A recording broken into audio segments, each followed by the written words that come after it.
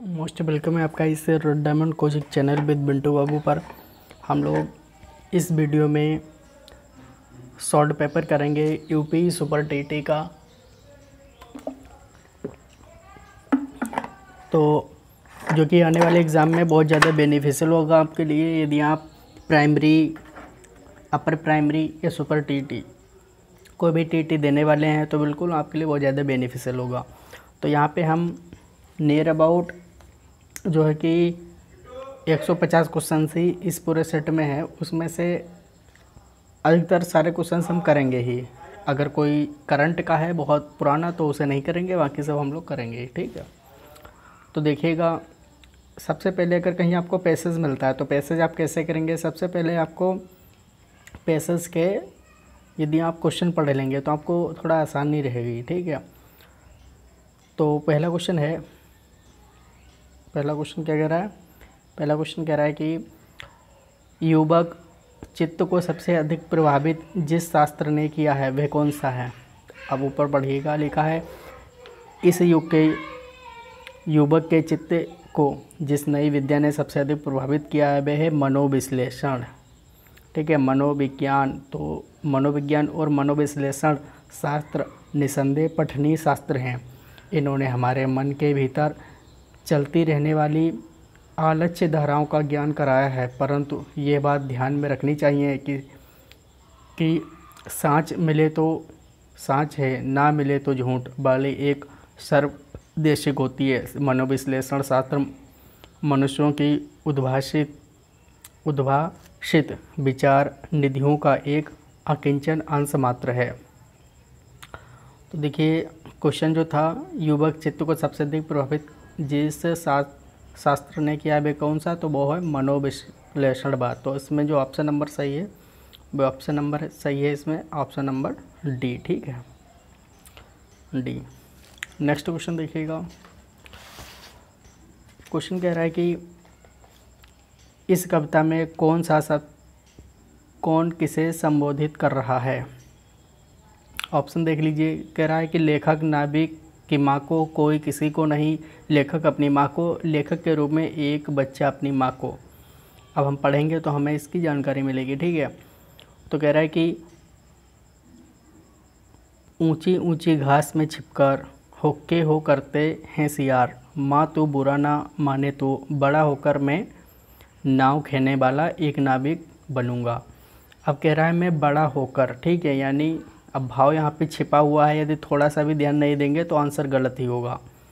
तो कह रहा है कि लेखक नाविक की माँ को करता है, पहला ऑप्शन। दूसरा है कोई किसी को नहीं, लेखक अपनी माँ को, लेखक के रूप में एक बच्चा अपनी माँ को। तो ये बहुत अच्छा क्वेश्चन है, इसमें आधे लोग गलत ही करेंगे। लेकिन एक कह रहा है कि मैं बड़ा होकर मतलब अभी कोई बच्चा है, ठीक है। तो ऑप्शन डी इसमें सही हो जाएगा। कौन सा हो जाएगा? ऑप्शन डी इसमें सही हो जाएगा। लेखक के रूप में एक बच्चा अपनी माँ को संबोधित कर रहा है। नेक्स्ट क्वेश्चन है, उपकार को ना मानने वाला क्या कहलाता है। तो उपकार को ना मानने वाला क्या कहलाता है? कृतघ्न कहलाता है, ठीक है, पहला ऑप्शन होगा कृतघ्न। सोहत ओढ़े पीतपट श्याम सलोने गात, मनो नीलमणि सिल पर आतप पर्यो प्रभात। प्रस्तुत पंक्ति में कौन सा अलंकार है? तो हम बता सकते हैं। तो देखिए, यहाँ पे उत्प्रेक्षा अलंकार है, ठीक है, उत्प्रेक्षा अलंकार। यहाँ पे उपमेय में उपमान की संभावना प्रकट की गई है। देखिए, श्याम सलोने गात ये संभावना है, इसलिए जहाँ पे संभावना प्रकट की जाए वहाँ पे उत्प्रेक्षा अलंकार होता है। कौन सा? उत्प्रेक्षा अलंकार होता है। उपमेय में उपमान की यदि बात की जाएगी तो उपमा अलंकार होगा, ठीक है, तुलना की जाएगी। और रूपक अलंकार वहाँ पे होगा जहाँ पे उपमेय में उपमान का आरोप होता है, भेद रहित आरोप होता है। और अनुप्रास अलंकार आप जानते हैं कि आवृत्ति होती है बार बार, तो वहाँ पे कौन सा होता है? अनुप्रास अलंकार। नेक्स्ट क्वेश्चन है, स्थिति में परिवर्तन ना होने के भाव को व्यक्त करने वाली कहावत कौन सी है? तो बताइएगा। पहला है जिस दूल्हा तस बनी बारात, ना सुख में मोटे ना दुख में दुबले, ना गरजे ना बरसे वही धूप की धूप, वही ढाक के तीन पात। तो इसका जो सही ऑप्शन है ऑप्शन नंबर डी, वही ढाक के तीन पात। अब ये जो सा है शा, तो ये कैसे दंती है, मुर्दा है, तालु है, दंतालु है, कौन सा है? तो जो है ये है तालु को, क्या है ये तालु है, ठीक है। स्वर्ण शब्द कैसा है ये? तो ये तत्सम तद्भव देशज विदेशी। जो स्वर्ण है ये एक्चुअली देखिए सोना होता तो वो हमारा क्या होता है तद्भव, लेकिन ये तत्सम है। उन्मूलन का विलोम क्या होगा? तो उन्मूलन का विलोम एक तरीके से क्या है नष्ट करना होता है उन्मूलन, तो इसका विलोम हो जाएगा रोपण यानी कि लगाना। कालिंदी का पर्यायवाची क्या है? Question number 9। तो कालिंदी का पर्यायवाची बता सकते हैं आप? तो ये अमुना है। संज्ञा नहीं है।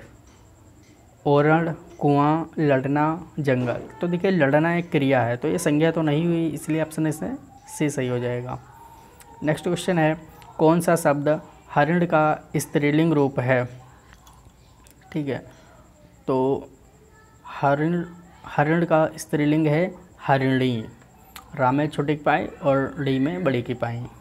पहला ऑप्शन इसमें सही होगा।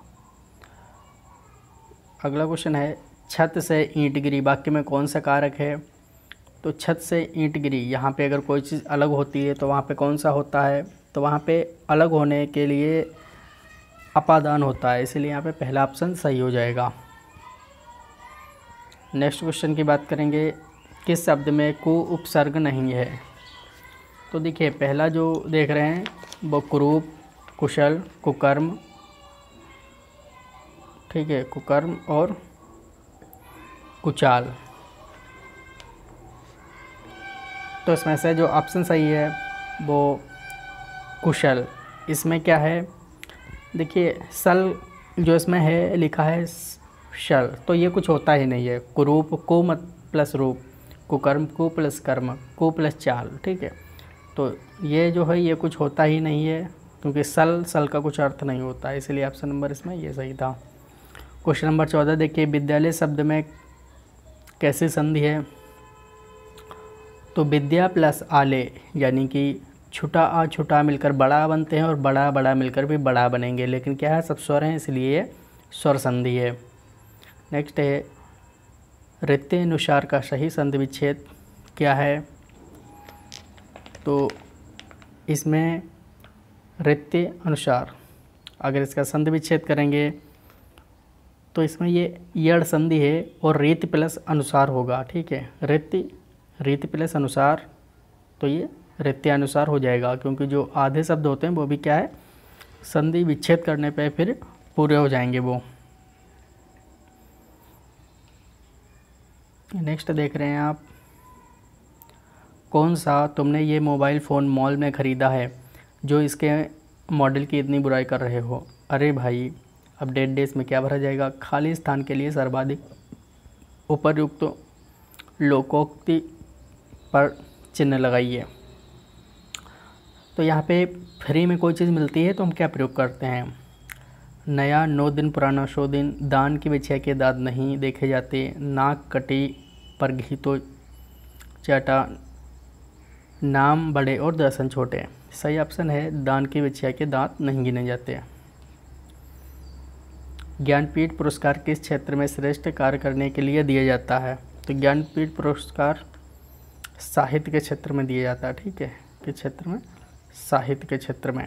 वे शब्द जो प्रकृति, प्रत्यय अथवा दूसरे शब्दों के योग से बने होते हैं तो वो कौन से होते हैं बताइए? तो देखिए प्रत्यय वगैरह लग के बनेंगे तो वो टूट जाएंगे और जब जुड़ के बनेंगे तो उसको हम कहेंगे यौगिक शब्द। क्या कहेंगे? यौगिक शब्द। निःस्पृह शब्द का अर्थ क्या है? तो निष्पृह शब्द का अर्थ है जो इच्छा रहित हो, यानी इसमें कोई इच्छा नहीं होगी, जो इच्छा रहित होगा उसे हम कहेंगे निष्पृह। क्वेश्चन नंबर 20 देखिए युद्ध की इच्छा रखने वाला क्या कहलाता है? तो युद्ध की इच्छा रखने वाला कहलाता है युयुत्सु। पहला ऑप्शन इसमें युयुत्सु सही है। तो 20 क्वेश्चंस आपके हिंदी के आएंगे सुपर टीटी में। और अब हम इंग्लिश देखेंगे। तो इंग्लिश में देख लीजिएगा, as district employment officer my father was given a jeep by the government, there was no garage in the office. यानी डिस्ट्रिक्ट एम्प्लॉयमेंट ऑफिसर पिताजी हैं और गवर्नमेंट ने एक जीप दी है, लेकिन कोई गैराज नहीं है जीप खड़ी करने के लिए। There was no garage in the office, office में कोई गैराज नहीं है उसकी जीप खड़ी करने के लिए। So the jeep was parked in our house, इसलिए जीप उसके घर में पार्क की जाती है, खड़ी की जाती है। My father refuse to use it the commute to the office, he told us that the jeep is an expensive resource given by the government. तो गवर्नमेंट ने जो जीप दी है उसने बताया अपने बेटे को कि एक खर्चीली रिसोर्सेज है जो कि गवर्नमेंट के द्वारा दी गई है,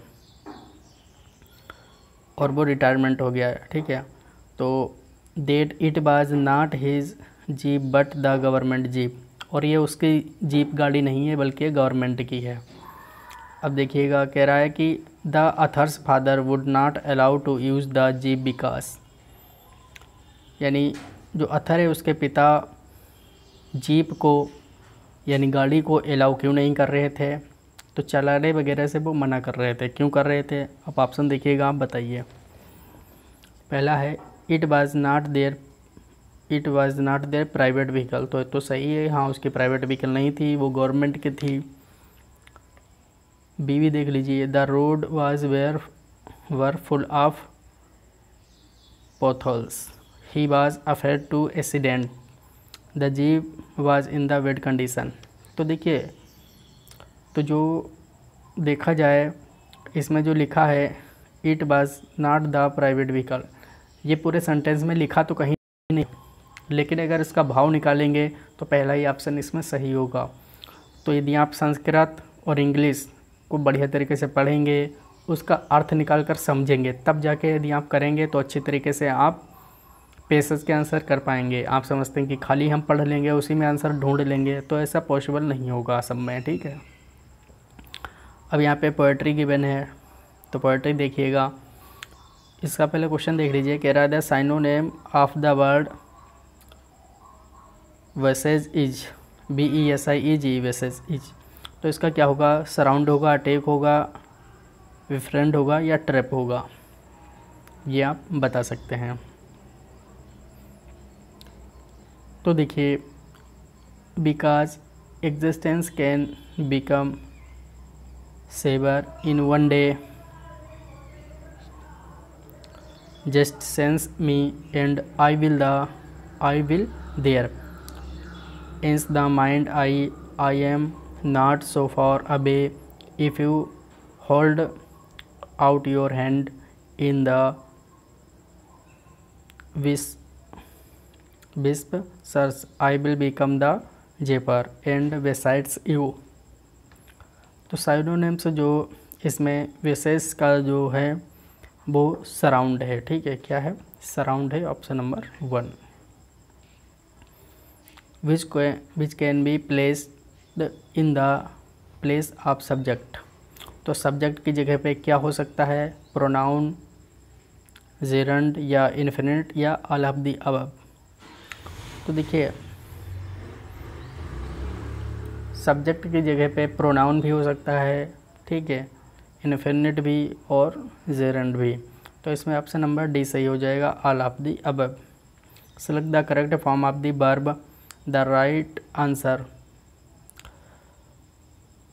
तो यहाँ पे क्या आएगा? Knows, know, is knowing, no.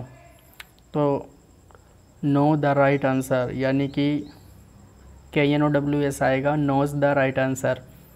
किसी एक व्यक्ति से बात हो रही है इसलिए यहाँ पे यस लग जाएगा। ठीक है, knows the right answer. Which is the adjective in the given sentences. तो इसमें एडजेक्टिव क्या है, विशेषता क्या है, the tall girl met a boy, यानी एक लंबी लड़की मिली एक लड़के से।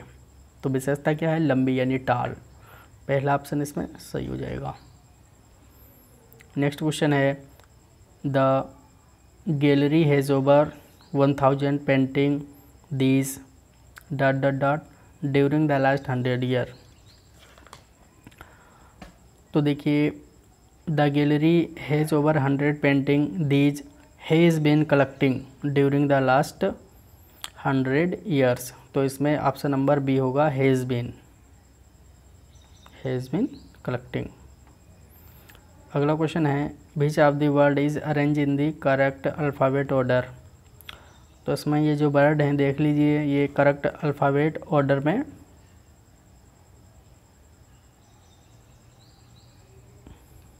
कौन से हैं। तो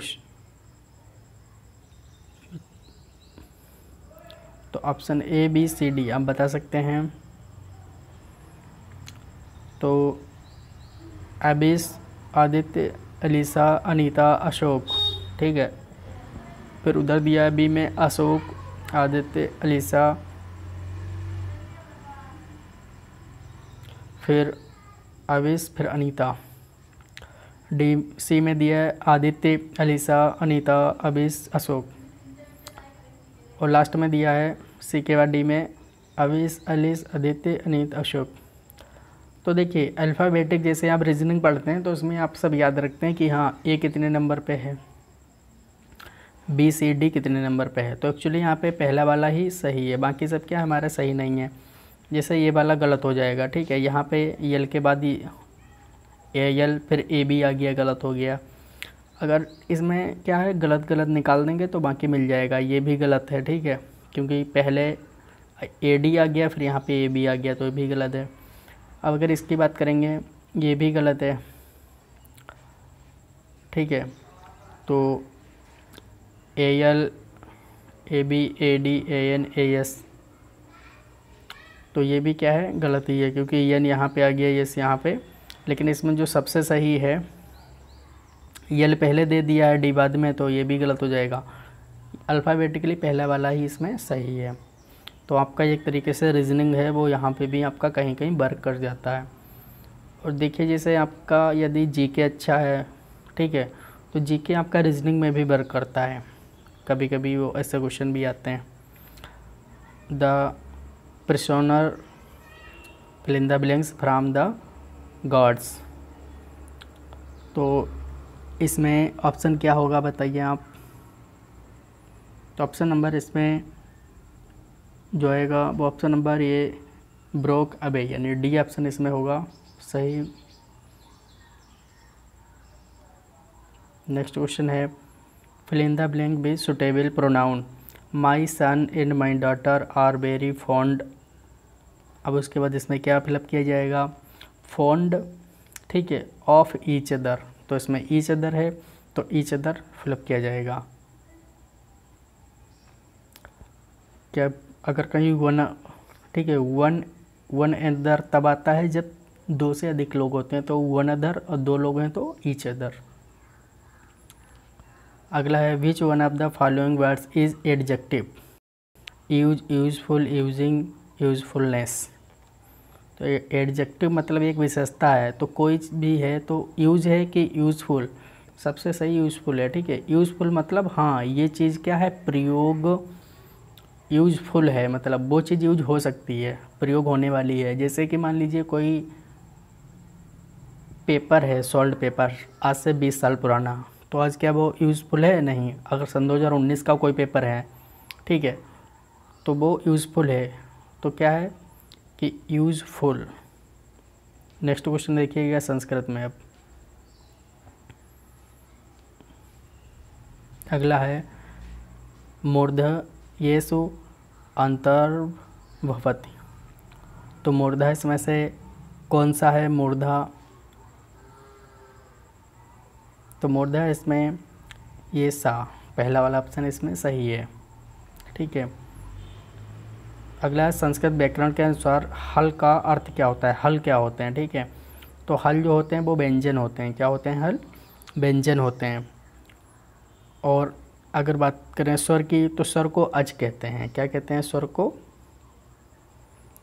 को अच कहते हैं। ठीक है, तो ये भी आप ध्यान रखेंगे। और 14 संस्कृत के हिसाब से बात करेंगे तो महेश्वर सूत्र 14 गिवन है और उसी में इन सबको बांटा गया है। शुरू के 4 में दिए हैं स्वर और बाकी के 10 में व्यंजन दिए गए हैं। तो यह भी आप ध्यान रखिए। संस्कृत व्याकरण के अनुसार हल क्या होते हैं? व्यंजन होते हैं। अब इसे देखिएगा, अब ये क्वेश्चन करना होगा। क्वेश्चन देखिए 33 नंबर, नलहा कस्य देशस्य राजा। तो नलहा किस देश का राजा था? ठीक है, अब पढ़िएगा।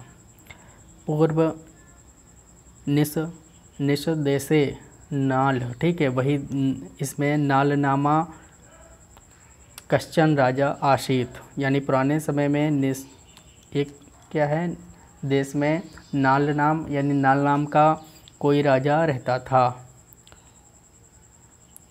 तो फिलहाल यहीं से हमें क्या है मिल रहा है आंसर। तो ऑप्शन नंबर देखिएगा, इसमें बी सही होगा, निसदस्य। ठीक है, ये निसदस्य। तो आप थोड़ा सा भी पढ़ें, फिर उसे थिंकिंग रखें, उसे लर्न ज़रूर रखें, क्योंकि यदि आप बार बार प्रैक्टिस करेंगे तभी आपको ये सारे बेनिफिट मिल पाएंगे। तो हम किस सर्वनाम का रूप है? तो ठीक है, तो ये वाला। तो इसका बताइएगा ऑप्शन कौन सा सही है?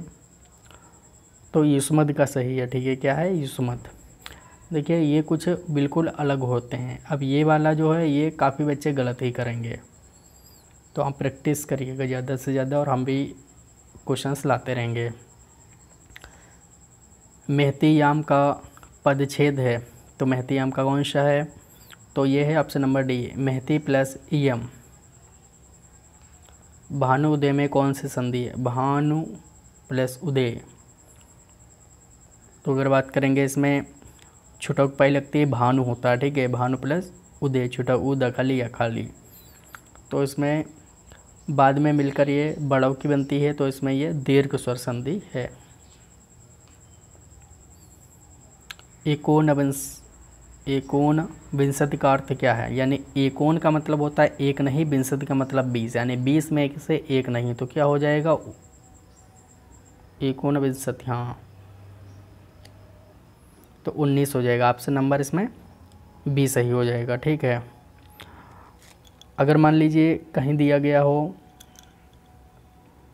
इसमें ऑप्शन नंबर ए देखिएगा 21 के लिए है, क्या कहते हैं? 21 के लिए कहते हैं एक विशति, यानी 1 और 20, 21 के लिए।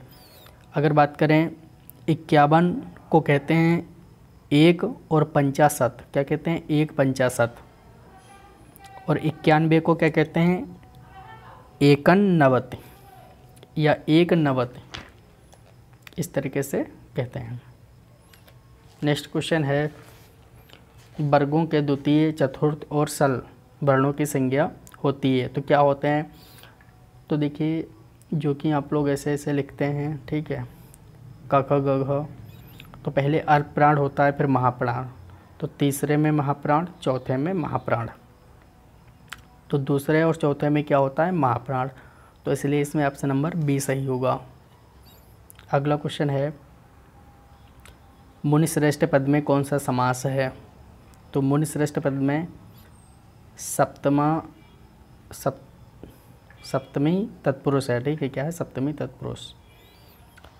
ये कैसे क्या है ये भी हम आपको समय पे इसका डिटेल और पॉसिबल होगा हम और भी क्लासेस प्रोवाइड करवा देंगे। निम्नलिखित पद्यांश, ठीक है, यानी इस पद्यांश को पढ़िए और प्रश्नों के उत्तर दीजिए। तो पहले नीचे क्वेश्चन पढ़ लीजिए, लिखा है दोषा भवंत के, तो ऑप्शन है निर्गुणा, निर्गुणज्ञा, गुणज्ञा या गुणा। ठीक है, दोषा भवंत के, तो गुणा गुणज्ञेषु गुणा भवन्ति ते निर्गुणां प्राप्य भवन्ति दोषाः। तो निर्गुणा यहाँ पे हमें मिल रहा है, ठीक है, दूसरी लाइन में। तो इसलिए इसका जो ऑप्शन होगा, ऑप्शन नंबर ये निर्गुणा पहला वाला हो जाएगा यहाँ से। अगला है, अब देखिए, अब साइंस है। अब साइंस के क्वेश्चन करेंगे आप लोग। विज्ञान, यदि एक गेंद ऊपर फेंकी जाती है तो निम्नलिखित में से क्या परिवर्तन नहीं होगा। तो कोई गेंद ऊपर जब गई है, ठीक है, क्या परिवर्तन नहीं होगा, तो यहाँ बग को बताना है। त्वरण परिवर्तित नहीं होगी, गति की स्थित ऊर्जा या अंतर परिवर्तित नहीं होगा।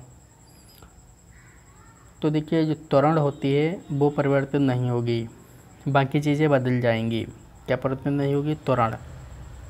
तो इसका ऑप्शन होगा पहला वाला।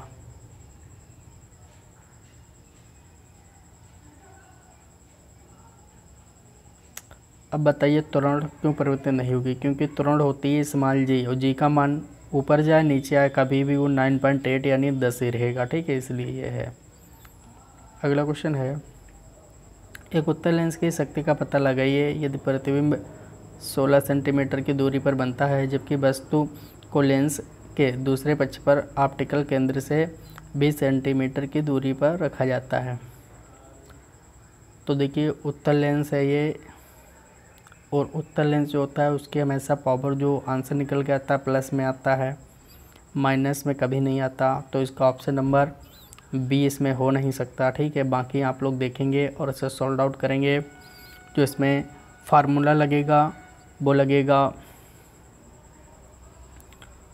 1/f = 1/v - 1/u। ये वाला फार्मूला लगा के आप इसे सॉल्व आउट करेंगे तो ये पूरा सॉल्व आउट हो जाएगा। और उसके बाद ये तो फोकस दूरी निकल आएगी, फिर पावर पी आपको निकालनी होगी। तो 1/f फार्मूला लगाएंगे, यानी 1 से जितनी फोकस दूरी आएगी भाग दे देंगे तो डायोप्टर में आ जाएगा। किस में आएगा? डायोप्टर में। तो ऑप्शन नंबर डी इसका सही है, आप इसे सॉल्व आउट कर लीजिए। एनीमोमीटर किसका मापक है? तो एनीमो मतलब वायु, इससे मापी जाती है एनीमोमीटर से, ठीक है। क्या मापी जाती है? वायु मापी जाती है। अगर और भी बात करेंगे तो प्रकाश की गति को मापते हैं पारसेक से। किससे? पारसेक से। और जल धारा मापते हैं हम लोग क्यूसेक मीटर से। किससे? क्यूसेक मीटर से। निम्नलिखित में से कौन सी संक्रमण धातुओं की एक विशेषता नहीं है? तो जो ऑप्शन नंबर 1 है ये क्या है? इलेक्ट्रॉन प्राप्त करने की प्रवृत्ति। तो संक्रमण धातुएं इलेक्ट्रॉन प्राप्त करने की प्रवृत्ति नहीं होती, बल्कि कम विद्युत ऋणात्मक होती हैं, कम आयनीकरण ऊर्जा होती है, तन्यता होती है। देखिए, सुपर टीटी में साइंस के क्वेश्चन कुछ ऐसे देखे गए हैं जो मतलब बहुत अजीब। फिजिक्स के 3-4 क्वेश्चन, 3 क्वेश्चन बायोलॉजी के, केमिस्ट्री के क्वेश्चन, ठीक है। यहाँ तक कि सन 2019 जनवरी में जो यूपीटीटी का पेपर हुआ था उसमें IUPAC नेम भी पूछ दिया था। पता नहीं इस समय जो पेपर बना रहा है सुपर टीटी यूपीटीटी का वो एक्चुअली CBSE के लोग हैं, हमें ऐसा लग रहा है। निम्नलिखित विकल्पों में से कार्बन का सबसे शुद्ध रूप क्या है? तो कार्बन का सबसे शुद्ध रूप किस में होता है? तो एंथ्रासाइड में होता है। ये कई बार आपको किस में होता है? एंथ्रासाइड में होता है। इसमें लगभग 91 से 98% कार्बन पाया जाता है। तो ये 50 बार क्वेश्चन पूछा गया अलग अलग एग्ज़ाम में, काफ़ी ज़्यादा इम्पोर्टेंट है। मैग्नीशियम सल्फेट हेप्टाहाइड्रेट का साधारण नाम क्या है? तो जो एप्सम साल्ट होता है उसी को कहते हैं मैग्नीशियम सल्फेट हेक्साहेप्टा। तो इसमें हेप्टा का मतलब 7 होता है, ठीक है, 7 हेप्टाहाइड्रेट, यानी 7 इसमें जल होते हैं, 7 मोल H2O जल होता है। और सूत्र होता है मैग्नीशियम सल्फेट यानी MgSO4.7H2O। अगला क्वेश्चन है, ब्लड ग्रुप की खोज किसने की थी? तो कार्ल लैंडस्टीनर ने की थी। ऑप्शन नंबर सी सही है। अगर बात करें रक्त परिसंचरण तंत्र की खोज किसने की थी? तो रक्त परिसंचरण तंत्र की खोज की थी विलियम हार्वे ने, अगर रक्त परिसंचरण तंत्र पूछे तब। और पेनिसिलियम की खोज किसने की थी? तो की थी अलेक्जेंडर फ्लेमिंग ने। ठीक है। अगर पूछे कि अधिगम के सिद्धांत किसने दिए हैं, तो पावलोव ने दिए हैं। निम्नलिखित में से किस विटामिन में नाइट्रोजन होता है? तो विटामिन बी में नाइट्रोजन होता है। प्रतिजीव पेनिसिलिन किससे प्राप्त होता है? तो पेनिसिलिन जो प्राप्त होता है, पेनिसिलिन जो कि अभी बताया है, खोज किसने की थी? ठीक है, उसी के बारे में। तो कवक से प्राप्त होता है एक। कोशिकाओं के अध्ययन को क्या कहा जाता है? तो कोशिकाओं के अध्ययन को साइटोलॉजी कहा जाता है, यानी कोशिका विज्ञान। रॉबर्ट हुक ने 1665 ईस्वी में दिया था साइटोलॉजी से संबंधित डेटा। अगला है प्रथम 5 धन ऋण अभाज्य संख्याओं का योग क्या है? ठीक है, तो प्रथम 5 आपको बतानी है। तो देखिए, इसे अगर सॉल्व आउट करें, हम आपको इसमें से अधिकतर करवा ही देंगे। जो बहुत ज़्यादा बड़े होंगे वो हम आपको शायद ही ना करवाएं, बाकी हम आपको करवा ही देंगे। ठीक है।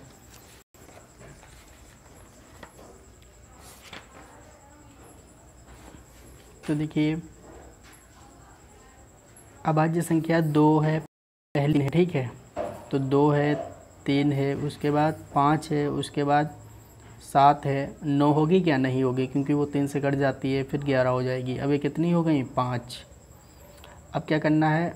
इनका योग करना है। खाली जोड़ दो, आंसर आ जाएगा। ठीक है, तो 11 और 7 18, 18 और 5 23, 23 और 3 26, 26 2 28, कितना हो गया? 28। अब देखो 28 कहाँ लिखा है? ये लिखा है, तो सी हो गया। इसमें आंसर कौन सा हो गया? सी वाला हो गया। ठीक है। अब अगला क्वेश्चन हो गया अपना। अगला क्वेश्चन है, 2 अंकों वाली संख्याओं के दोनों अंकों का योग 9 है। यदि संख्या में 27 जोड़ दिया जाए तो अंकों का क्रम उलट जाता है, वह संख्या कौन सी है?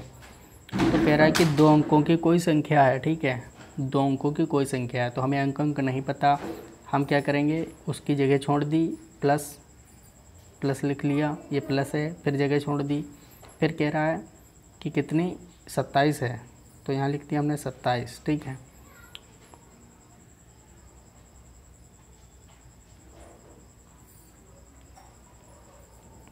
तो देखिए, वो संख्या तुम्हें पता लगानी है। यहाँ पे एक जो जगह छोटी पड़ी है यहाँ पे, ठीक है, ये, और एक यहाँ पे।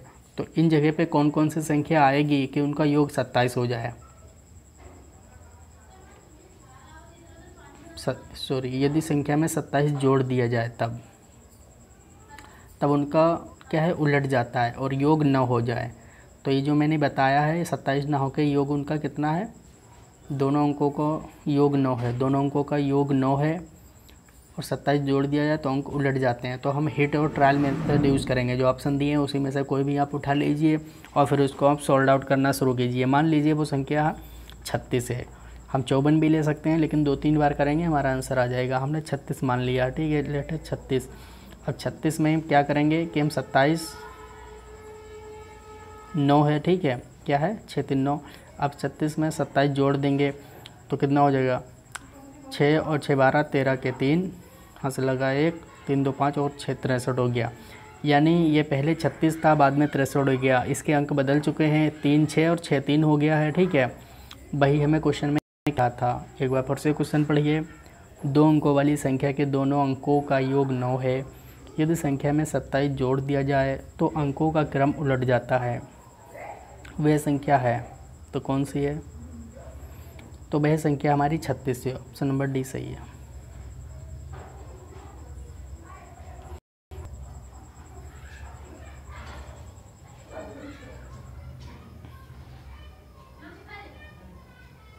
अगला क्वेश्चन है, यदि 65 और 117 का मासा 65 m माइनस 117 के रूप में दर्शाए गए हैं तो यम का मान कितना होगा?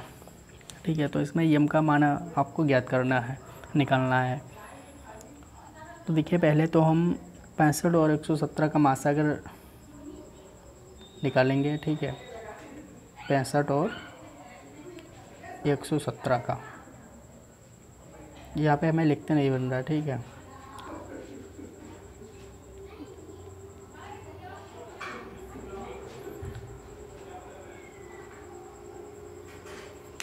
तो देखिए 13 से 65 भी कट रहा है, 117 भी कट रहा है, तो 13 इसका मासा होगा। और उसके बाद इसमें क्या करेंगे कि जो दिया है इसी तरीके से हम इसे सॉल्व आउट करेंगे। फिर 65 यम इसमें पहले से ही दिया है, 65 यम और 117 और 113, इस तरीके से सॉल्व आउट करेंगे। ये इधर ऐड हो जाएगा तो इधर 130 हो जाएगा, ठीक है, 130। और इसे यम तुम्हें ज्ञात करना है तो नीचे 65 आ जाएंगे, फिर 65 से 130 को भाग करेंगे तो आंसर कितना आएगा 2, इसलिए ऑप्शन नंबर इसमें बी सही होगा। अगला क्वेश्चन देखिएगा, ये क्वेश्चन हम आपको तरीका बता देंगे, आप सॉल्व कर लीजिएगा। कह रहा है कि एक कस्बे के 1000 निवासियों में 60% पुरुष हैं जिसमें 20% साक्षर हैं, कुल 25% निवासी साक्षर हैं, तो कस्बे की कितनी प्रतिशत महिलाएं साक्षर हैं। अब महिलाओं का तुम्हें प्रतिशत में ज्ञात करना है। तो देखिएगा कह रहा है कि आप इसे सॉल्व आउट कर लीजिएगा क्योंकि इसमें काफ़ी अलग अलग सब निकालना पड़ेगा, ठीक है, जगह भी यहाँ पे है नहीं। नेक्स्ट क्वेश्चन देखिए,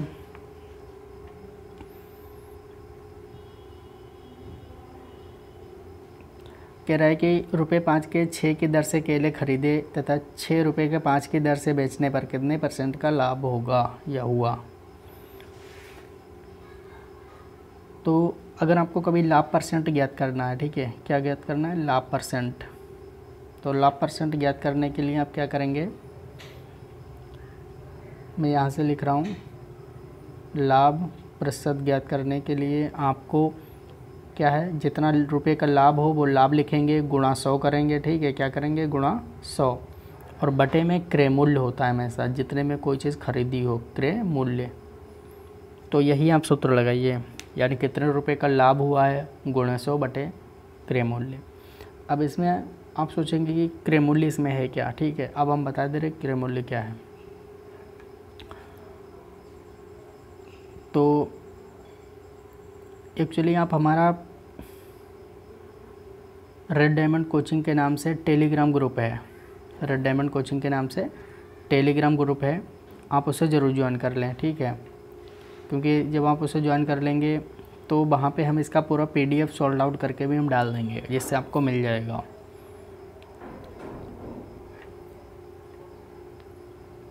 तो हम इसे बता दे रहे हैं कि देखिए मान लीजिए कि रुपए गिवन है, तो कह रहा है कि 5 रुपये में आपने 6 केले खरीदे, 6 जो हैं खरीदे गए, ये क्या है, केले।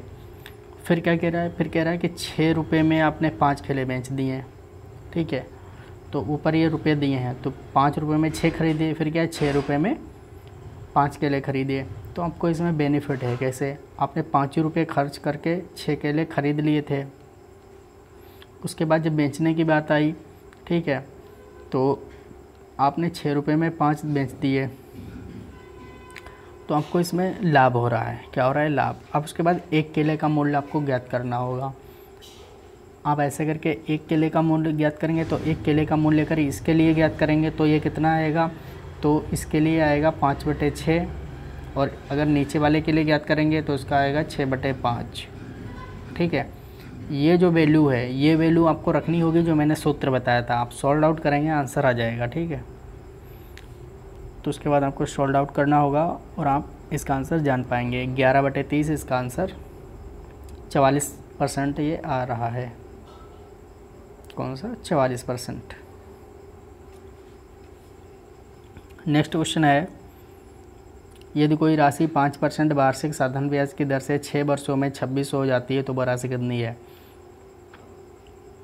मान लीजिए कोई गांव का व्यक्ति है, वो कह रहा है कि 5% की दर से, ठीक है, 5% की दर से 6 वर्षों के लिए उसने ब्याज लिया था, और ब्याज 6 वर्ष के बाद रुपया हो गया 2600। तो कह रहा है कि शुरुआत में कितना लिया था, ठीक है, शुरुआत वाला यहाँ पे बताना है।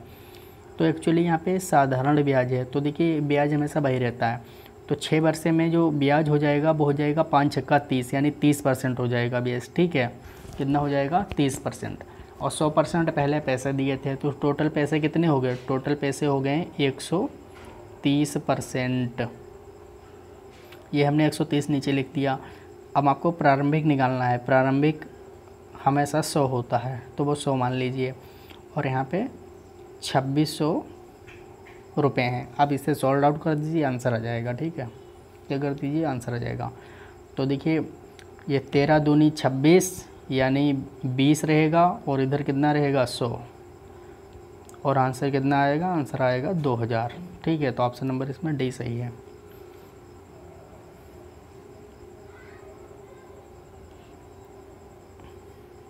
अगला जो है क्वेश्चन नंबर 57।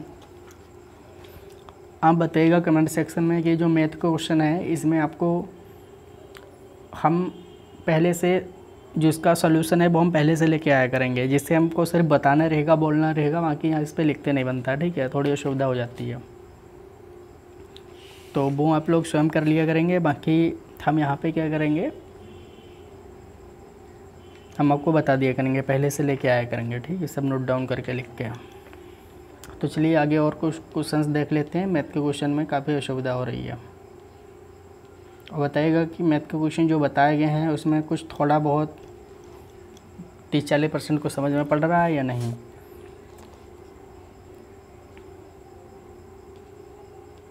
अब क्वेश्चन नंबर 71 से करिएगा।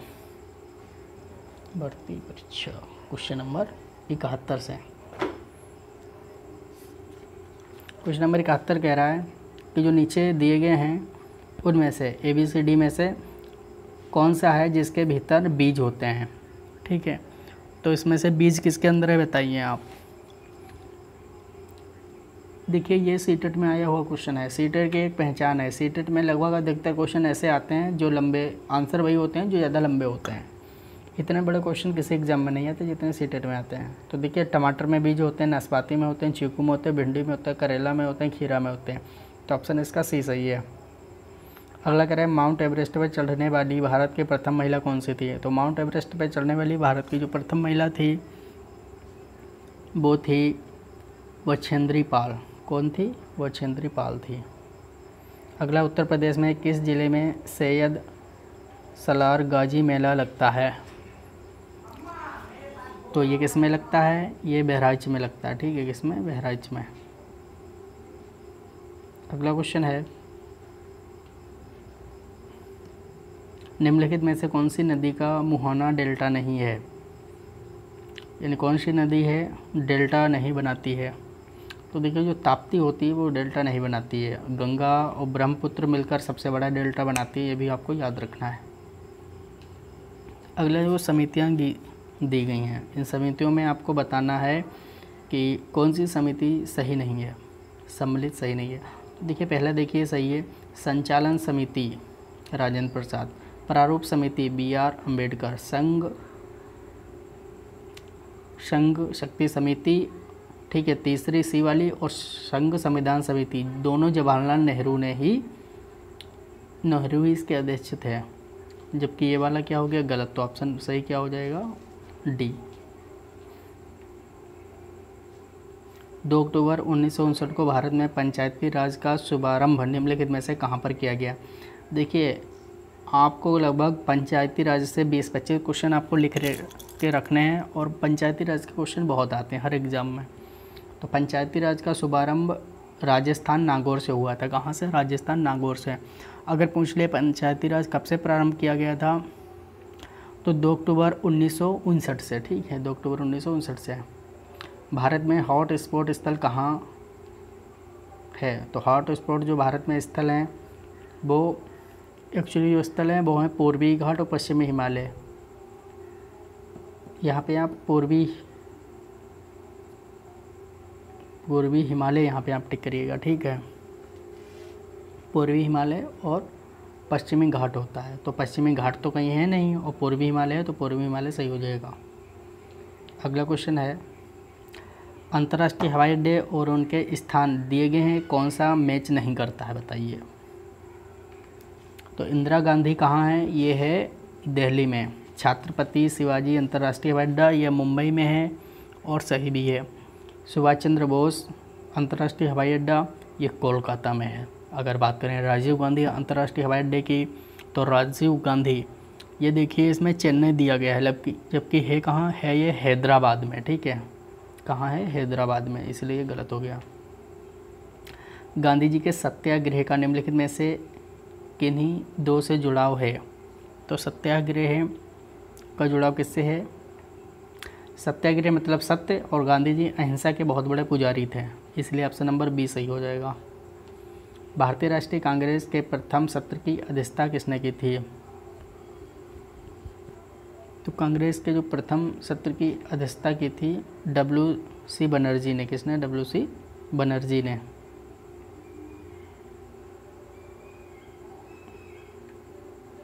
अगला है संज्ञानात्मक विकास के 4 चरणों यानी संवेदी, पेशी, पूर्व संक्रियात्मक, स्थूल संक्रियात्मक और औपचारिक संक्रियात्मक की पहचान की गई है। तो किसने की थी? ये की थी पियाजे ने। पियाजे ने 4 अवस्थाएं दी हैं। मानव व्यक्तित्व तो परिणाम है, किसका परिणाम है? तो मानव व्यक्तित्व एक्चुअली होता क्या है? अनुवांशिकता और वातावरण की अंतर्क्रिया का परिणाम होता है। वातावरण मतलब आप जहाँ रहते हैं, आपके चारों इधर वो वातावरण होता है, उसी को संस्कृति भी कहते हैं वातावरण को, ये भी ध्यान रखिएगा। निम्नलिखित में से कौन सा सीखने की शैली का एक उदाहरण है? तो कैसे सीखेंगे आप? संग्रहण करके, तथ्यात्मक से, स्पर्श संबंधी, चाक्षुष से।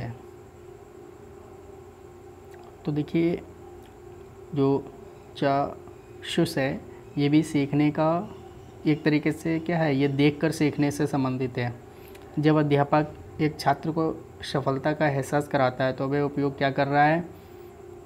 तो वो उपयोग कर रहा है प्रभाविता का नियम, यानी उसे थोड़ा प्रभाव पड़ता है उस पर।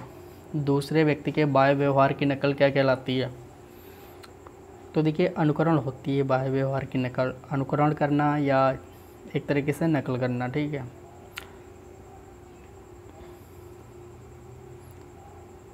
देखिए अनुकरण से संबंधित एक और साइकोलॉजी में बहुत अच्छा कुछ थ्योरी है, वो आपको एक बता दें।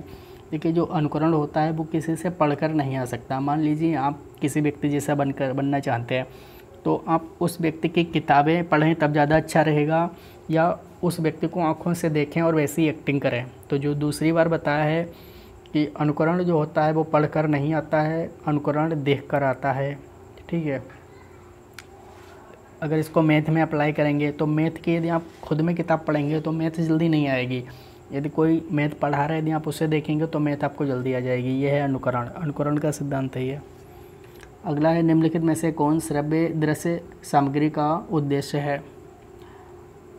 तो पहला है शिक्षण को प्रभावशाली बनाना, सकारात्मक सृजनात्मक उत्पन्न करना, छात्रों को क्रियाशील बनाना। चौथा है विषय वस्तु में अरुचि उत्पन्न करना।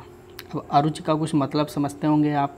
अरुचि मतलब विद्यार्थियों को अच्छा ना लगे, तो ऐसा नहीं होता है। ABC यही सही है। आप देखते हैं कि एक छात्र बुद्धिमान है, आप क्या करेंगे?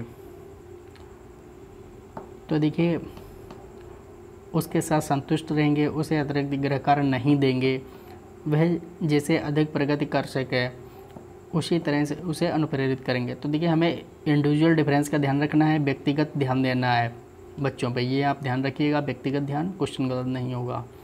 आपकी कक्षा के कुछ छात्र अति मेधावी हैं, आप उन्हें किस तरह पढ़ाएंगे? हम उसे कैसे पढ़ाएंगे? तो समृद्धिकरण कार्यक्रम के द्वारा, यानी कि ये अति मेधावी के लिए है।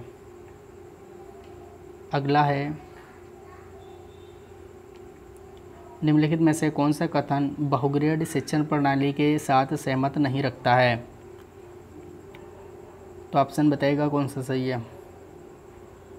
तो कौन सा सहमत नहीं रखता है? विद्यार्थियों का आयु एवं योग्यता के आधार पर समान होना। तो ऑप्शन नंबर इसमें D सही हो जाएगा। एक प्रमाणीकृत पठन परीक्षण लेने के लिए 5वीं कक्षा को प्रस्तुत करने में शिक्षक को अधिकाधिक परामर्श दिया जाता है कि क्या परामर्श दिया जाता है? अब देखिए कक्षा 5 में बच्चे पढ़ते हैं, उनके पास इतनी बुद्धि दिमाग नहीं होती कि वो अपने पास से सब कुछ लिख देंगे। तो पहला ऑप्शन कह रहा है बच्चों को बोलना कि परीक्षण बहुत महत्वपूर्ण है तथा वह उससे अच्छा प्रदर्शन करेगा। नहीं, पूर्ववर्ती परीक्षा से प्रधान प्रश्नों को चिन्हित करना एवं छात्रों को उन्हें उत्तर देने की अनुमति देना नहीं, क्योंकि वो नकल कर लेंगे, कुछ सीख नहीं पाएंगे। निम्न कोटि के पाठकों को प्रशिक्षण देना ताकि कक्षा के शेष बच्चे किसी भी तरीके से अच्छा कर सकें, किसी भी तरीके से, यानी गलत सलत नकल करके, ये भी सही नहीं है।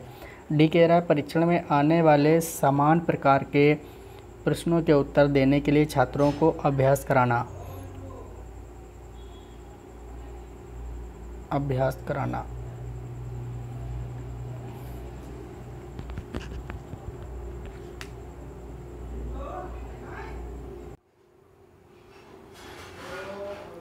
हाँ, तो हम लोग देख रहे थे, कुछ ज़्यादा इम्पोर्टेंट 1-2 मिनट के लिए वर्क था, ठीक है, इसलिए जाना पड़ा।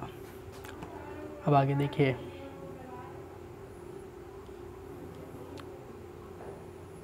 तो 90 नंबर क्वेश्चन बताया था कि समान, क्वेश्चन नंबर इसका डी सही है, परीक्षण में आने वाले समान प्रकार के प्रश्नों के उत्तर देने के लिए छात्रों को अभ्यास कराना।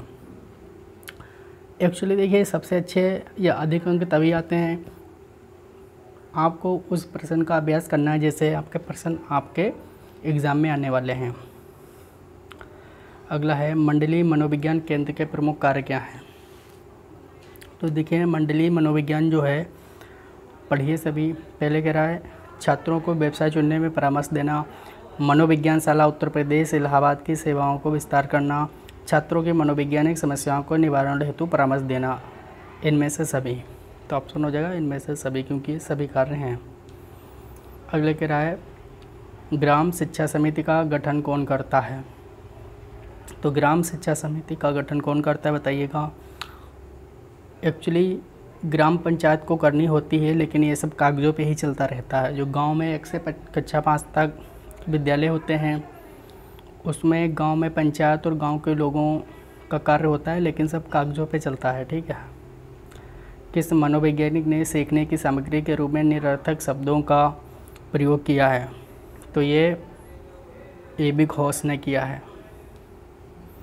छोटे शिक्षार्थियों को कक्ष में संवेशकों के साथ अंतः क्रिया करने के लिए प्रोत्साहित करना चाहिए, जिससे क्या होगा, वे पढ़ने के दौरान सामाजिक कौशल सीख सकेंगे।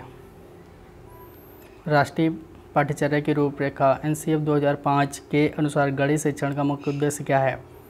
एक्चुअली गणित है, उसका उद्देश्य है क्या। तो गणित का उद्देश्य तार्किक सोचने समझने की क्षमता बढ़ जाए, ठीक है। तो देखिएगा ऑप्शन नंबर सी सही है। बच्चों में तार्किक चिंतन व समस्या समाधान योग्यता का विकास हो सके, विकास करना। यदि पूर्व ज्ञान व अनुभव नए प्रकार के सीखने में सहायता करते हैं तो उसे क्या कहते हैं, सीखने का सकारात्मक या धनात्मक प्रत्याक्षण स्थानांतरण, ठीक है। तो ऑप्शन नंबर इसमें बी सही होगा। अगर बिल्कुल फ़ायदा ना करे तो 0, और अगर नुकसान करे तो माइनस या नकारात्मक, ठीक है। संवेग व्यक्ति की उत्तेजित दशा है, ये कथन निम्नलिखित में से किसका है। तो संवेग व्यक्ति की उत्तेजित दशा ये वुडवर्थ का है। किसका है ये, वुडवर्थ का। सीखने की प्रक्रिया में अभिप्रेरणा क्या है। अभिप्रेरणा मोटिवेशन है क्या। तो देखिए, मान लीजिए आपको इंटरेस्ट नहीं है किसी में, ठीक है, और यदि आपको वो बनने के लिए कोई कह दे माता पिता, तो आप उसमें बहुत कम पढ़ाई कर पाएंगे। तो आपका उसमें क्या है, मोटिवेशन नहीं है। यदि आप टीचर बनना चाहते हैं तो आप क्या है, सुबह शाम देखते हैं कहाँ क्या पढ़ें, ये पढ़ें वो पढ़ें, ये प्रैक्टिस करें, तो यही मोटिवेशन है। शिक्षार्थियों में सीखने के प्रति रुचि का विकास करता है, और जीवन में मोटिवेशन बहुत आवश्यक है, ठीक, ये ध्यान रखिए। निम्नलिखित में से किस कारक का सीखने पर सबसे कम प्रभाव पड़ता है। थकान का, आयु का, वेग का, लिंग भेद का। देखिए, यदि हम ज़्यादा थकें ज़्यादा नहीं सीख पाएंगे। आयु से संबंधित होती है। कोई 3 साल का बच्चा हो, उसे यदि आप गलत सिखाओगे तो नहीं सीख पाएगा जल्दी। अगर कोई रोग है तब भी नहीं सीख पाओगे। लेकिन लिंग भेद मतलब लड़का लड़की, तो बिल्कुल लिंग भेद का असर नहीं पड़ेगा, लड़का भी सीख सकता है, लड़की भी। शिक्षा के किंडरगार्टन पद्धति का प्रतिपादक कौन है। तो किंडरगार्टन, गार्डन मतलब एक बगीचा था जो कि फ्रोबेल ने दिया था। ये कहाँ के वैज्ञानिक थे फ्रोबेल, तो ये थे जर्मनी के, ठीक है, ये आप ध्यान रखिएगा। 1840 में दिया था। अब एक बात बताइए, सन 2018 का यहाँ पे थोड़ा वो दिया है करंट। अब सन 2018 का करंट हम लोग अभी करेंगे ना, तो नहीं करेंगे। क्यों? सन 2018 से कोई मतलब नहीं है। फिर भी हम देख ले रहे हैं कि यदि कुछ क्वेश्चंस होंगे करवाने वाले तो हम करवा देंगे। आप हमें बस 10 सेकंड दीजिए। भारत के 47वें चीफ जस्टिस कौन है? 47 नंबर के कौन है चीफ जस्टिस, आप बताइएगा।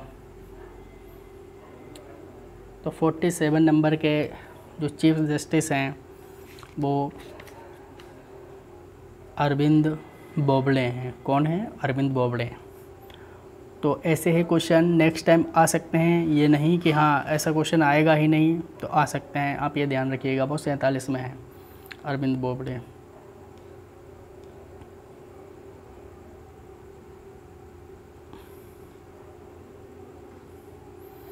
क्वेश्चन नंबर 123 देखिएगा, बिहू किस राज्य का लोक नृत्य है? तो बिहू जो है वो असम का है, ये आप सभी जानते हैं और बहुत एग्ज़ाम में आता भी है। क्वेश्चन नंबर 124 देखिएगा, रागिनी किस राज्य की लोकप्रिय गीत शैली है? तो रागिनी हरियाणा की है। कहाँ की? हरियाणा की। भारत की प्रथम नोबेल पुरस्कार विजेता महिला का नाम बताइए। तो भारत की पूछा है प्रथम, तो मदर टेरेसा, इसको दिया गया था प्रथम नोबेल पुरस्कार। सुल्तान जोहर कप किससे जुड़ा है? ठीक है, तो आपके जो खेल हैं जैसे कि क्रिकेट है और शतरंज है, इनमें कौन कौन सी ट्रॉफ़ी क्या क्या मिलता है, ये सब पूछा जाता है, ये आपको ध्यान रखना है। तो ये सुल्तान जोहर कप ये हॉकी से संबंधित है। कारगिल की लड़ाई में पाकिस्तान के विरुद्ध भारतीय सेना के आक्रमण को किस नाम से जाना जाता है या जान जाता है? तो ये ऑपरेशन विजय के नाम से। किस नाम से? ऑपरेशन विजय के नाम से। एकमात्र वायसराय कौन थे जिसकी भारत में हत्या की गई थी? तो ये थे मेयो, लॉर्ड मेयो। एक्चुअली इन्हीं के काल में प्रथम बार जनगणना भी हुई थी, फर्स्ट टाइम पॉपुलेशन काउंटिंग भी हुई थी। ठीक है, और ये पॉपुलेशन काउंटिंग फर्स्ट टाइम 1872 में की गई थी। कब? 1872 में। और ये सुबह निकले थे सैर वैर करने, तब इनकी हत्या कर दी गई थी। 1857 के विद्रोह को भारत के प्रथम स्वतंत्रता संग्राम की संज्ञा किसने दी है? देखिए 1857 का जो विद्रोह है उसको अलग अलग लोगों ने अलग अलग नाम दिया है। किसने कहा कि ये तो विद्रोह नहीं है, ये षड्यंत्र है, तो ऐसे करके अलग अलग नाम दिए गए हैं। तो इसका जो आंसर होगा ये होगा BD सावरकर। 1857 के विद्रोह को BD सावरकर ने बताया है क्या? प्रथम स्वतंत्रता संग्राम। निम्नलिखित में से किसको विश्व बैंक कहा जाता है? तो विश्व बैंक कहा जाता है अंतर्राष्ट्रीय पुनर्निर्माण एवं विकास बैंक को। अब यहाँ पे 5 क्वेश्चन रीजनिंग के आते हैं। 5 क्वेश्चन आप रीजनिंग के देखेंगे। ठीक है, आप हमारे साथ देख रहे हैं इस समय red diamond coaching channel with Mintu Babu. यदि आपने लाइक से सब्सक्राइब नहीं किया है तो कर दें सब्सक्राइब। आपको सुपर TT इतने सारे कठिन सब्जेक्ट एक साथ देखने को मिल रहे हैं विद एक्सप्लेनेशन। और कमेंट सेक्शन में बताइएगा कि हम इसमें क्या क्या इम्प्रूवमेंट कर सकते हैं, क्योंकि हम अभी और भी इसमें अच्छी अच्छी चीज़ें लगातार इम्प्रूवमेंट करने की कोशिश कर रहे हैं। एक अनुक्रम दिया गया है जिसमें एक शब्द यानी ये तुम्हें एक सीरीज़ दी है, तो उसमें बताइए कि यहाँ पे कौन सा आएगा। तो देखिए 11 में से कितने जाएंगे? तो 6 बचेंगे। 11 में से जाएंगे, ठीक है, तो 6 और 5 11 यानी -5 यहाँ पे किया गया है। कितने किया गया है? यहाँ पे -5 किया गया है। अब उसके बाद कह रहा है, अब हमें इतने की जानकारी हो गई। अब -7 में से कितने जाएंगे? तो 15 बचेंगे। आप ये बताइए। ठीक है, तो 8 यानी शुरुआत में हमें जितना पता चल रहा है कि 5 और उधर 8। ठीक है, तो कह रहा है कि यानी यहाँ 5 माइनस किए गए हैं, यहाँ पे कितने माइनस किए गए हैं? यहाँ पे पहले 5 माइनस किए गए, फिर इधर 8 माइनस किए गए, तो यहाँ पे 6 माइनस किए जाएंगे, फिर 7 माइनस किए जाएंगे। इसलिए आंसर क्या हो जाएगा यहाँ पे? तो 6 में से 6 माइनस करेंगे तो 0 बचेगा, इसलिए यहाँ पे क्या आएगा? यहाँ पे आएगा 0। अगला क्वेश्चन बहुत अच्छा क्वेश्चन है, ध्यान से सुनिएगा बस। यदि 1 जनवरी 1910 को शनिवार रहा हो ठीक है। तो 20वीं शताब्दी या 1 जनवरी 1901 को कौन सा दिन रहा होगा? अब ध्यान से सुनिए, आप कभी भी सॉल्व करते हैं तो आपको मिलता है आगे जाने के लिए, लेकिन इसमें पीछे आने के लिए बोल रहा है।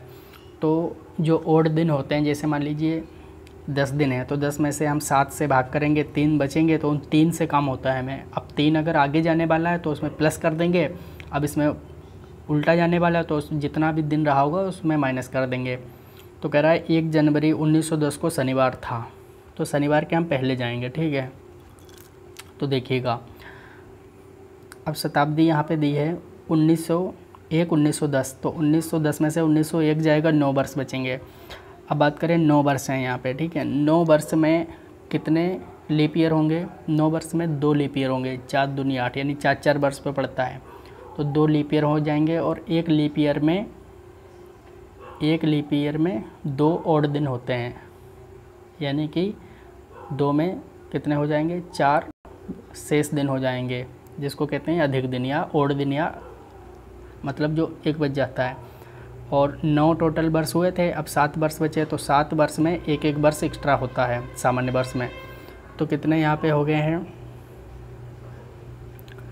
ठीक है, तो यहाँ पे 7 वर्ष में 7 हो जाएंगे, 1 करके, 7 गुणे 1, तो ये हो जाएंगे 7 और 4 इधर, तो 7 4 कितने हो गए?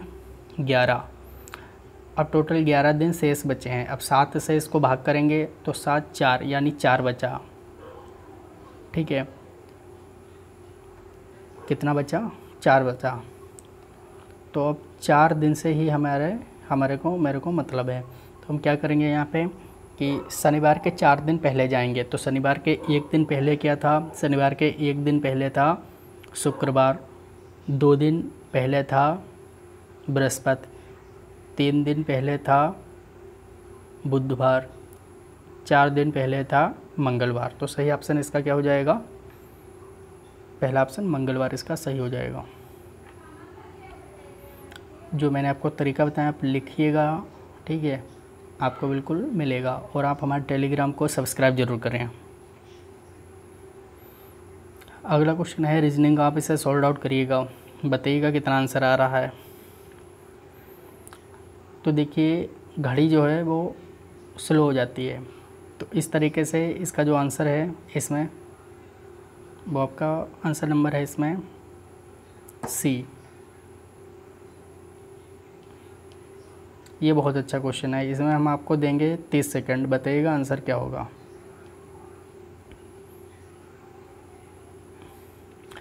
निम्नलिखित आकृति में घनों की संख्या ज्ञात कीजिए। तो देखिए, ये गट्ठर लगा है, गट्ठर।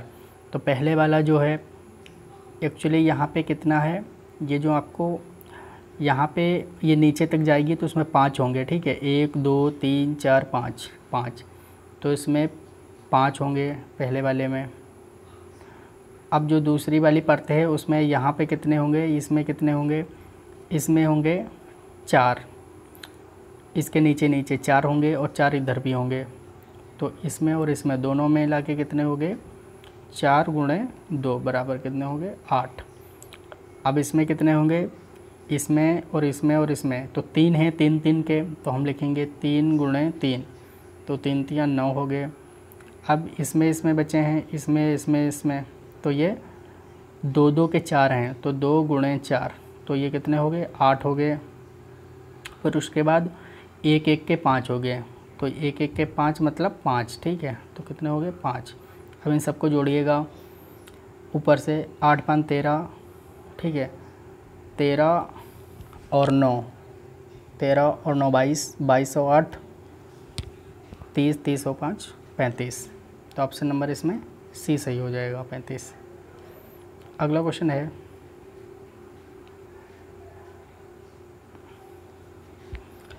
अनिल विवेक से जितना छोटा है तरुण से उतना ही बड़ा है। यदि विवेक और तरुण की आयु का योग 48 हो तो अनिल की आयु क्या होगी? आप इसे सॉल्व आउट करिएगा। इसका जो ऑप्शन सही है वो ऑप्शन नंबर सी 24 वर्ष सही है। अब कंप्यूटर के 5 क्वेश्चन आएंगे आपके सुपर टीटी में। मोबाइल फ़ोन का प्रयोग करके धन स्थानांतरण यानी पैसे भेजने, धन स्थानांतरण करने वाली प्रक्रिया को क्या कहा जाता है? तो इसको कहा जाता है IMPS, यानी इसमें जो ऑप्शन सही होगा वो सी ऑप्शन सही होगा, करेक्ट होगा। CAI का मतलब क्या है? CAI यानी कंप्यूटर असिस्टेंट होता है, तो कंप्यूटर सहायक अनुदेशन हो जाएगा, इंस्ट्रक्शन, कंप्यूटर असिस्टेंट इंस्ट्रक्शन, तो कंप्यूटर सहायक अनुदेशन। असिस्टेंट को क्या कहते हैं? सहायक। जब आप लोग अगर कुछ बढ़िया मुकाम हासिल कर लेंगे तो आप लोगों को एक असिस्टेंट रखना पड़ेगा, सहायक अपना रखना पड़ेगा, तो कहते हैं वो PA हैं, ठीक है। PA मतलब पर्सनल असिस्टेंट, मतलब पर्सनल सहायक, कोई फाइल वगैरह सही करने के लिए, कागज़ रखने के लिए। राष्ट्रीय शैक्षिक अनुसंधान एवं प्रशिक्षण परिषद की स्थापना कब हुई थी? राष्ट्रीय शैक्षिक यानी NCERT की बात कर रहा है ये, तो NCERT की स्थापना कब हुई थी बताइएगा। NCERT की हुई थी 1961 में। और उत्तर प्रदेश राज्य शैक्षिक घर के उत्तर प्रदेश की स्थापना कब हुई थी? तो वो हुई थी उत्तर प्रदेश की कब हुई थी? 1981 में। कब हुई थी? 81 में। तो इससे 20 वर्ष आगे पे सकेंगे। भारतीय परिप्रेक्ष्य में सूक्ष्म शिक्षण की अवधि कितनी है? ये सन 2019 यूपीटेट में आ चुका है, ऑप्शन बी इसका सही है। इसमें ये क्वेश्चन बहुत बच्चों का गलत हुआ था, कोई इसमें 45 लगाया है, बहुत बच्चे। अगला क्वेश्चन है कि ब्लूटूथ जो डिवाइस होता है वो अधिकतम कितनी दूरी तक कनेक्ट कर सकता है बताइएगा। तो अधिकतम कर सकता है 4 से 5 फीट, ठीक है।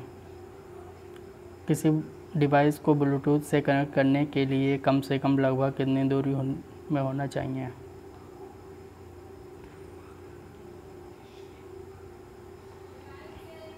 तो वो 4 से 5 फीट में होना चाहिए। स्कूल प्रशासन कमज़ोर बच्चे के लिए आयोजित अतिरिक्त कक्षाओं में से कुछ आपको अपडेट करता है, एक अध्यापक के रूप में आप क्या करेंगे, क्या प्रतिक्रिया होगी? मान लीजिए कोई बच्चे कमज़ोर हैं तो प्रिंसिपल या प्रबंधक कहते हैं आप एक्स्ट्रा क्लास ले लीजिए, तो आप क्या करेंगे? इसे अपने दायित्व के रूप में स्वीकार करेंगे इस किताब के हिसाब से, लेकिन वैसे नहीं।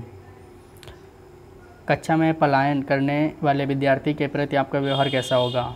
दंडात्मक होगा, प्रशंसात्मक होगा, सहानुभूति पूर्वक या निदानात्मक? देखिए, पलायन कोई करता है उसे की कोई प्रॉब्लम होती है, वो प्रॉब्लम उसके दूर नहीं हो पाती है तब वो करता है। निदानात्मक मतलब उसका निदान हो जाएगा तब वो पलायन नहीं करेगा। तो ऑप्शन डी सही है।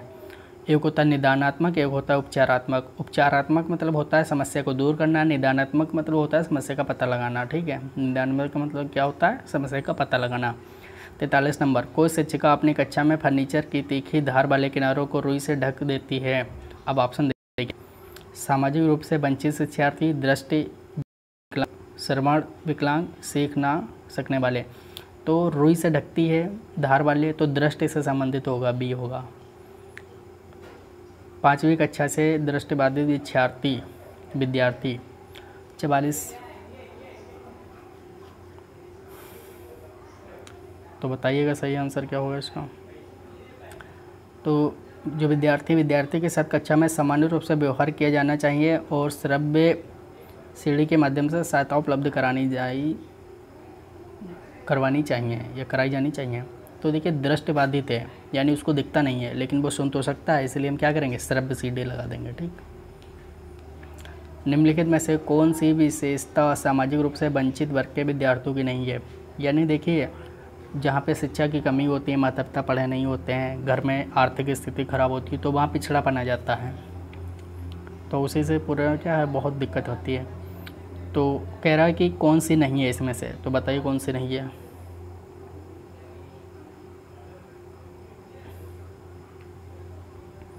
बी ऑप्शन कह रहा है नियमित स्वास्थ्य संबंधी देखभाल नहीं मिलती। एक्चुअली क्वेश्चन बहुत अच्छा क्वेश्चन है, ये अधिकतर लोगों से गलत ही होगा, लेकिन इसमें स्वास्थ्य से संबंधित ये भी हो नहीं पाता, लेकिन ऑप्शन इसमें बी ही सही है। अब कह रहा है कि ये किसने बताया था? पिछला बालक वह है जो अपने पाठशाली जीवन के लगभग 10.5 वर्ष में अपनी आयु के अनुरूप सामान्य कक्षा से नीचे की कक्षा का कार्य नहीं या ना कर सके। तो एक्चुअली ये कह रहा है कि पिछड़ा बच्चा वो है जो मान लीजिए जिस क्लास में पढ़ता है और उसके एक क्लास नीचे का कार्य नहीं कर पाता है। तो किसने कहा था? ये कहा था सिरिल वार्टन ने। किसने? सिरिल वार्टन ने। निम्नलिखित में से कौन सा लक्षण किसी मापक उपकरण के लिए सर्वाधिक वांछनीय है? तो देखिए ये बहुत अच्छा क्वेश्चन है। वैधता एक्चुअली होती है, वैधता का मतलब होता है वैधता का मतलब होता है एक तरीके से उसका विश्वास या फिर उसकी शुद्धता, आप ऐसा समझ सकते हैं। शैक्षिक विकास में मूल्यांकन का अर्थ क्या है?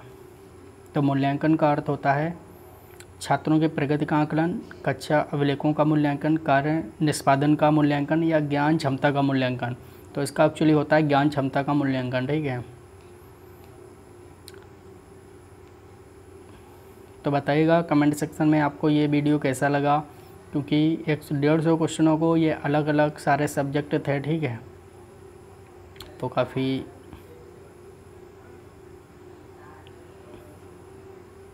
आपकी प्रैक्टिस भी हो जाएगी इसमें। शिक्षार्थियों में व्यक्तिगत भिन्नताओं को संबोधित करने के लिए एक विद्यालय किस प्रकार का सहयोग उपलब्ध करवा सकता है? तो विद्यालय क्या करवा सकता है भिन्नता के लिए, यानी इंडिविजुअल डिफरेंस के लिए? सभी ऑप्शन पढ़िएगा। सभी शिक्षार्थियों के लिए समान स्तर की पाठचर्या का अनुगमन। देखिए अगर कभी ये समान आ जाता है सभी के लिए समान, ये गलत होगा बिल्कुल। बाल केंद्रित पाठचर्या का पालन करना और शिक्षार्थियों को सीखने के अनेक अवसर उपलब्ध कराना। अनेक अवसर, ये सही है। शिक्षार्थियों में व्यक्तिगत भिन्नता को समाप्त करने के लिए हर संभव प्रयास करना, मतलब व्यक्तिगत भिन्नता उनकी क्या है, समाप्त कर दो, ये भी गलत है। डी कह रहा है धीमी गति से सीखने वाले शिक्षार्थियों को विशेष विद्यालय भेजना, यानी उनके लिए दूसरा विद्यालय खोला जाएगा। नहीं है, पॉसिबल नहीं। ऑप्शन नंबर भी सही हुआ। पृथक पृथक समजातीय समूहों के व्यक्तियों के प्रति बच्चों की अभिवृत्ति साधारणतया आधारित होती है। तो पहला ऑप्शन है उनके अभिभावकों की चित्रवृत्ति पर, ये सही है। तो देखिए बच्चे अपने अभिभावक के अनुरूप होते हैं। कैसे होते हैं? अभिभावक के अनुरूप, जैसे अधिकतर अभिभावक होते हैं वैसे बच्चे हैं। बाकी ऑप्शन देखिएगा उनमें समकक्षों की अभिवृत्ति होती है।